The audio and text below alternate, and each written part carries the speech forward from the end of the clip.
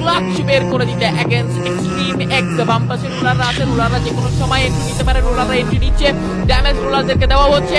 একটা প্লেয়ারকে already knock নেওয়া হয়েছে, মনস্টার ট্র্যাকের কভার এক্সট্রিম এক্স পেয়ে যাবে। এইখান থেকে আমার কাছে মনে হয় না যে এক্সট্রিম এক্স এই ফাইট হারবে। একদম গ্রেনেড এক্সপ্লোড হচ্ছে, গ্লোয়াল মেল্টার মেল্ট করে দেবে এভরি ডিফেন্স এন্ড থেকে ইএক্সি ম্যান পাওয়ার দিক থেকে সর্বোচ্চ সংখ্যক রোস্টার প্লেয়ার নিয়ে রয়েছে জাস্টিন ব্ল্যাকলি।